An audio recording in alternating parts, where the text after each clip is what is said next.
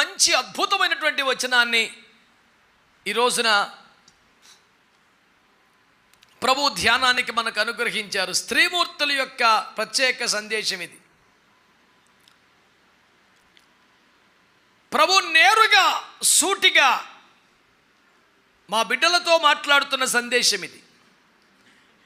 పురుషులారా, మీ బిడ్డలు, మీ తల్లులు, మీ చెల్లెళ్ళు, మీ భార్యలు ఇలాగూ బ్రతుకున్నట్లుగా మీరు యథావిధి ప్రయత్నించవలనని కోరబడుచున్నారు. ఇది ప్రభు మీకు అప్పగించిన బాధ్యతగా మీరు తీసుకోవాలని పురుషోత్తములందరూ కోరబడుచున్నారు. దేవునికి స్తోత్రం కలుగునగాక. దేవుని దృష్టిలో విలువైనదేది అనే సందేశాన్ని గత ఆదివారం మనం ధ్యానం చేసాం. పేతురు పత్రిక ధ్యానంలో భాగంగా ఈ పూట ధ్యానం ఏమిటంటే దాని ప్రక్కనే దాని కొనసాగింపుగా ఉన్న వచనం. దేవుని ఆశ్రయించిన పరిశుద్ధ స్త్రీలలో కొందరు తమ అంతరంగ స్వభావము ద్వారా తమను తాము అలంకరించుకున్నారు అంటూ మాట్లాడడం ప్రారంభించాడు. తమ వినయ విధేయతల చేత, తమ అంతరంగ స్వభావాల చేత తమను తాము అలంకరించుకున్న స్త్రీలు ఉన్నారే, వారిని అన్నాడు దేవుని ఆశ్రయించిన పరిశుద్ధ స్త్రీలు. అడతారా మీకు చెప్పేది దెబ్బలు కొట్టేస్తానే నాకు దెబ్బలు తినేసి మూమెంట్కి వచ్చేసారేక. మళ్ళీ చెప్తున్నా, ఈ రకమైతే రాబాకండి, మానేయండి. మీరు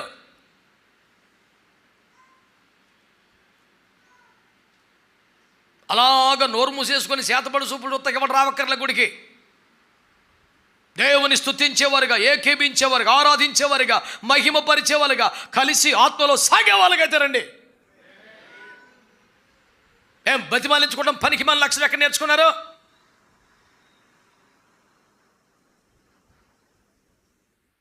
జీవం గొలుపు నిర్జీవ స్థితిలో బతకడం వ్యర్థం క్రైస్తవ జీవితానికి. అలాంటి స్థితిలో ఉన్నవారిని చూసే సొన్నము కొట్టిన సమాధానం పిలిచాడు దేవుడు. జీవించుచున్నావని పేరు మాత్రమే కానీ నువ్వు మృతుడివే అని చెప్పాడు దేవుడు. ఎందుకు ఎలాంటి క్రైస్తవ జీవితం? నామకార్థ బ్రతుకు, నిర్జీవ స్థితి, మృతతుల్యమైపోయిన బ్రతుకు, ఉడిగిపోయిన జీవితం. ఇదేమాత్రం సరికాదు. నీ భారం యెహోవా మీద మోపి నీ కార్యముల నండి నేను పాదముల దగ్గర అప్పగించి ఏ బంధకములు లేని వారై దేవుని సేవించువారుగా, స్తుతించువారుగా ఉండాలి. దేవునికి స్తోత్రం కలుగునుగాక. దేవుని ఆశ్రయించిన పరిశుద్ధ స్త్రీలు అనబడుతున్న మాటే ఎంతో సవాలుకరంగా, ఎంతో ఆకర్షణీయముగా, ఎంతో స్ఫూర్తివంతముగా, ఎంతో సవాలుకరముగా ఉన్నది బిడ్లారా. దేవుడే స్వయముగా వారిని పరిశుద్ధ స్త్రీలు అని కొనియాడుచున్నాడు. వారాట తమ అంతరంగ స్వభావములతో తమ్మును తాము అలంకరించుకున్నారని దేవుని వాక్యం తెలియజేస్తుంది. ప్రకటన గ్రంథం 19వ అధ్యాయములో గొర్రెపిల్ల భార్య తన్ను తాను అలంకరించుకొనుచున్నది అన్న వాక్యం మీకు 6వ వచనంలో కనబడుతుంది. ఎత్తబడే సంఘం, వధువు సంఘం, గొర్రెపిల్ల భార్య, పెండ్లి కుమార్తె సంఘం, సియోను కుమారి, బుద్ధి కలిగిన కన్యక, నిష్కలంకరాలబడ్డ పౌరం. లక్షణం ఏమిటంటే పెండ్లి కుమార్తెగా తన్ను తాను అలంకరించుకునుట. ఎలాగున్నది అలంకారం అని అడిగితే దేవుని వాక్యంలో రాయబడి ఒక మంచి మాట. తమ విధేయత ద్వారా, తమ వినయము ద్వారా, తమ అంతరంగ స్వభావముల ద్వారా దేవుని ఆశ్రయించిన పరిశుద్ధ స్త్రీలు తమను తాము అలంకరించుకున్నారు. ఇది కేవలము స్త్రీలకు మాత్రమే పరిమితమైపోయిన వచనంగా పురుషులు భావించకూడదు. ఇక్కడ కన్యకగా స్త్రీలైనా పురుషులైన సార్వత్రిక సంఘాన్ని పెండ్లి కుమార్తెగా దేవుడు పోలుస్తున్నాడు. అందులో పురుషులు, స్త్రీలు, చిన్నలు, పెద్దలు అందరూ ఉన్నారు కదా. అందరినీ కూడా పెండ్లి కుమార్తెగా, కన్యకగా, వధువు సంఘముగా ఒక పోలిక. ఈ సంఘ కన్యక పెండ్లి కుమార్తెకు అలంకారం ఎలా ఉండాలి? పురుషులైనా స్త్రీలైనా వెలుపటి అలంకరణ మీకు అలంకారముగా ఉండక, సాధువైన మృదువైన గుణమనక్షయ అలంకారం మీకు అలంకారముగా ఉండవలెను అని చెబుతూ, కొందరు దేవుని ఆశ్రయించిన పరిశుద్ధ స్త్రీలైతే, ఆమేన్, వాళ్ళు డబ్బును ఆశ్రయించిన వారు, లోకమును ఆశ్రయించిన వారు, మనుషులను ఆశ్రయించిన వారు కాదు. మనుషుల దృష్టిలో పడాలని, మనుషులను మెప్పించాలని తాపత్రయము కలిగిన వారు కాదు. ఎలాగైనా ప్రజల దృష్టిలో గొప్పవారముగా, అందమైన వారముగా, ఆకర్షణీయమైన వారముగా పడాలనే తలంపు కలిగిన వారు కాదు. దేవుని దృష్టికి తమను తాము యోగ్యులముగా కనపరుచుకోవాలనే తాపత్రయము కలిగిన వారై, దేవునికి నచ్చి అలంకరణతో ఉండాలనే సమర్పణ కలిగిన వారై, వినయ విధేయతలతో తమను తాము అలంకరించుకున్నారట. వారిని బైబిల్ అంటుంది దేవుని ఆశ్రయించిన పరిశుద్ధ స్త్రీలు. గట్టిగా దేవునికి స్తోత్రం చెప్పండి. దేవుని ఆశ్రయించిన పరిశుద్ధ స్త్రీలు.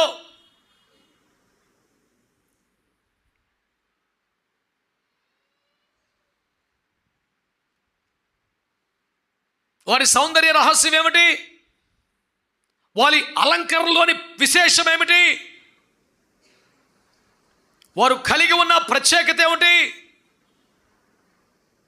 మీరు ఆలకించగలిగితే, వినయ విధేయతలతో వారు తమను తాము అలంకరించుకున్నారని దేవుని వాక్యం తెలియచేస్తూ ఉంది.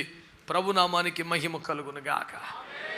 ఆమేన్. హల్లెలూయా, హల్లెలూయా. దేవుని బిడ్డలారా, మీరు జాగ్రత్తగా ఆ ప్రకారము శారా అబ్రహాము యజమానుడని పిలుచుచు అతనికి లోబడి ఉండెను. దేవునికి స్తోత్రం చెప్పండి. అక్కడ రాసిన మంచి మాట ఏంటి చెప్పండి బిడ్డలారా?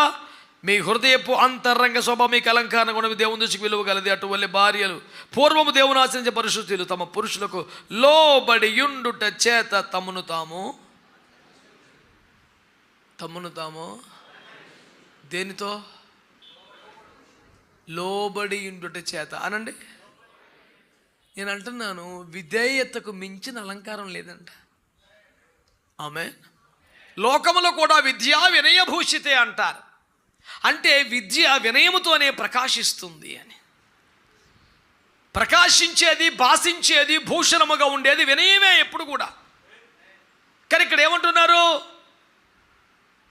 తమ పురుషులకు లోబడి యుండుట చేత, లోబడి యుండుట చేత వారు తమ్మును తాము అలంకరించుకున్నారు. ఏమండి? జుట్టుకు ఒకటి, ముఖానికి ఒకటి, చేతులకు ఒకటి, కళ్ళుకు ఒకటి, ఎంతో ఓపికతో, శ్రద్ధతో, ఖర్చుతో అలంకరించుకున్న వారు ప్రశంసించబడలేదు. కానీ లోబడి యుండుట చేత తమ్మును తాము అలంకరించుకున్న స్త్రీలని, ఎంత పెద్ద పదం అని తెలుసా? దేవుని ఆశ్రయించిన పరిశుద్ధ స్త్రీలు. అసలు ఆ టైట్లే ₹1,00,00,000 వేసి రక్తం జయం. హల్లెలూయా. దేవుని ఆశ్రయించిన పరిశుద్ధ స్త్రీలు. ఆ పదమే పట్టేసుకుందరు. అమ్మమ్మమ్మ, ఏం పదం వాడించాడయ్యా! ఇందుకు వాళ్ళు అద్భుతాలు చేసిన వాళ్ళు కాదు, దయ్యములు వెళ్ళగొట్టిన వాళ్ళు కాదు, స్వస్థతలు చేసిన వాళ్ళు కాదు, ₹1,00,000 సేవకు చందాలు ఇచ్చిన వాళ్ళు కాదు. లోబడిన వినయ మనస్కులు. వాళ్ళకి ఇచ్చిన టైటిల్ ఏంటి తెలుసా? దేవుని ఆశ్రయించిన పరిశుద్ధ స్త్రీలు. వినయానికి, విధేయతకి, లోబడి ఉండటానికి, తగ్గింపుకి ఎంత విలువిచ్చాడండి బైబిల్లో. ఏదో లోబడి ఉంటారని తప్పండి, పెద్దగా వాళ్ళ వల్ల ఏమో ఉపకారం లేదండి. అబ్బే, ఈ లెక్కలో డొక్కలో మనిషి కాదు. చిచ్చి, ఎంత ఎత్తావు, ఏం పెడతావు, ఈ బెచ్చ కాదు. దేవుని ఆశ్రయించిన పరిశుద్ధ స్త్రీలో ఇంత పెద్ద ఘనత ఎవరికి ఇచ్చాడయ్యా? లోబడి ఉన్నవారికి. దేవునికి మహిమ కలుగునగా. సో విధేయత చేత వాళ్ళు ఏం చేశారంట? తమను తాము అలంకరించుకున్నారు. అనండి గట్టిగా, అనండి గట్టిగా. విధేయత చేత అలంకరించుకోవాలి అనండి. అంటే మన మేకప్ మెటీరియల్ ఏంటి అన్నమాట? ఇదైతే ఈ ప్యాక్ వేసుకో, ఆ ప్యాక్ వేసుకో, అన్ని ప్యాకప్ చెప్పాయి. రే ఎవడు కూర్చో, పద్దాకటి తిరుగుతావు. మీరనే చెప్పాలి, ఏం తెలిసిరా? గుడ్ల కింద చూస్తుంటారు. పట్టుకో, దేవునికి స్తోత్రం కలుగునుగా. హల్లెలూయా. చెప్పండి, దేవుని వాక్యం ఏమన్నది? విధేయత చేత తమను తాము, అటువలే స్త్రీలను తమ పురుషుకు లోబడి యుండుట చేత తమను తాము అలంకరించుకున్నారా. ఈ లిస్టులో ఎవరిని పెట్టాడు తెలుసా? బైబిల్లో ఆత్మ సంబంధమైన బిడ్డలందరికీ తల్లిగా బైబిల్ ప్రబోధించిన శారమ్మని పెట్టాడు. అటువలే శారా కూడా అబ్రామును, అయ్యో ఇదో నిన్నే ఓ మనిషి. ఇప్పుడు ఈ తగలబడిన తరానికైతే పేరెడి కాకేస్తామే, అసలు అందులో డౌట్ లేదు.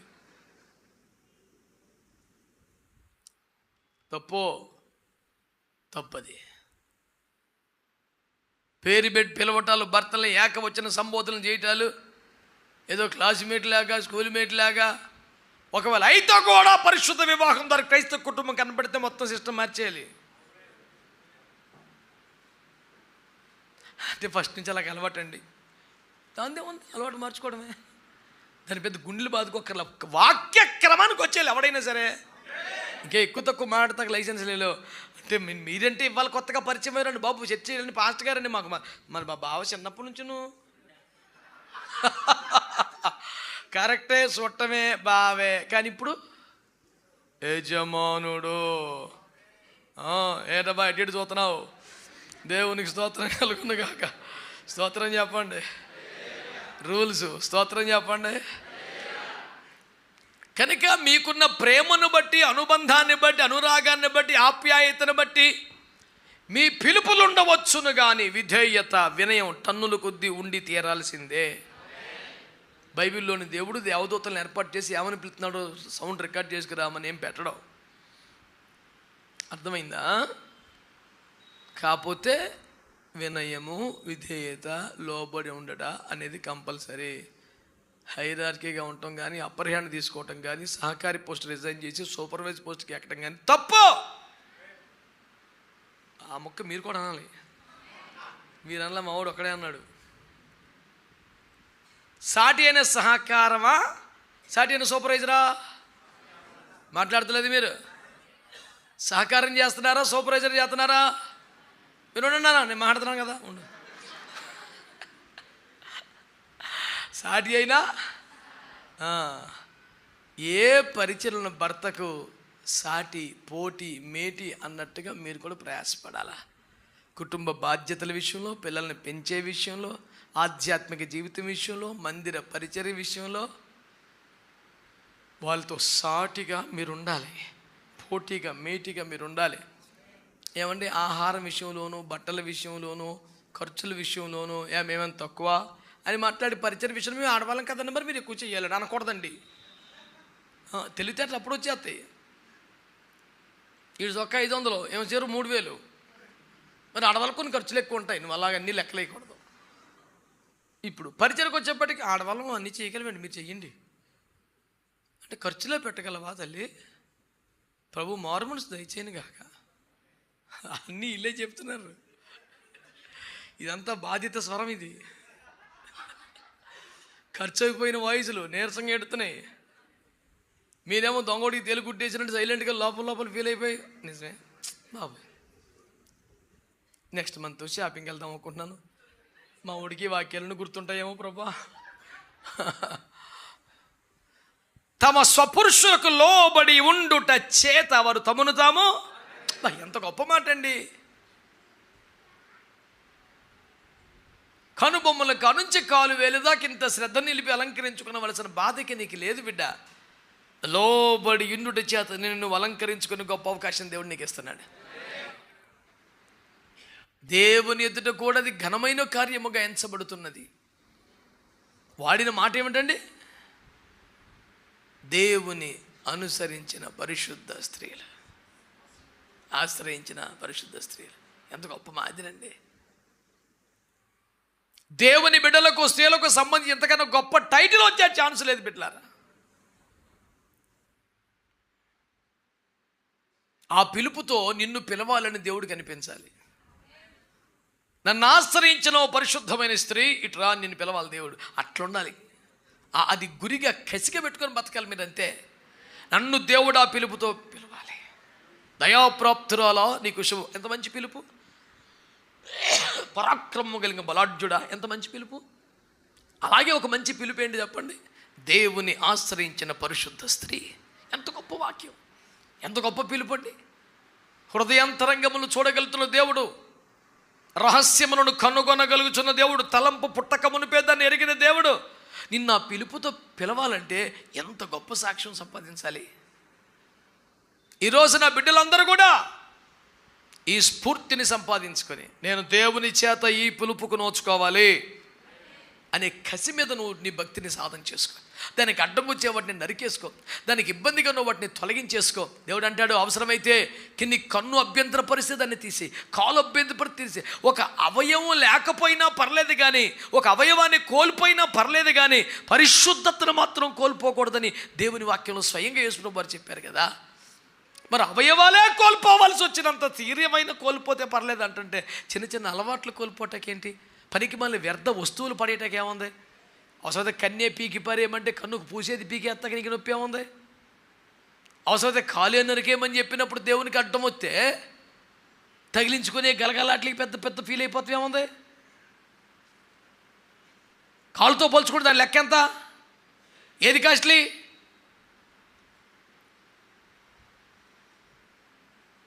లోబడి ఉండుట చేత అటువలే శారమ్మ కూడా యజమానుడా అని పిలుచుట ద్వారా లోబడిందంట.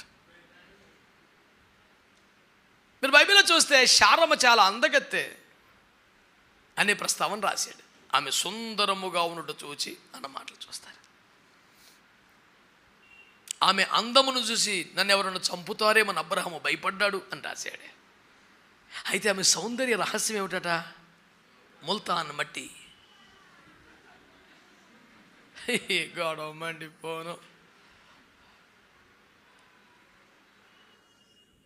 ఏంటట? దేవునికి స్తోత్రం. లోబడి ఉండుట చేత తను అలంకరించుకున్నట్టండి. హల్లెలూయా. వినయ విధేయతలు అంటే చీప్ క్వాలిటీ కాదండి. మనం కొంచెం తగ్గిపోయినట్టు ఉంటుంది, మనం అప్పర్ హ్యాండ్ మిస్ అయిపోతాం, లోయర్ హ్యాండ్ అయిపోతుంది. ఒకసారి అలసిచ్చామంటే ఇంకా మనల్ని ఆడేసుకుంటారు. అయ్యి బాబు జాగ్రత్తగా ఉండాలి, మనం లొంగిపోకూడదు.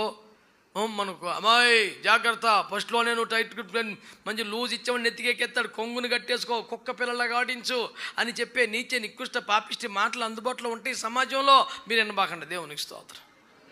హల్లెలూయా. వాళ్ళకి పెట్టుబడి ఏముంది? పాపిష్టి మాటలు చెప్తారు. ఏముంది?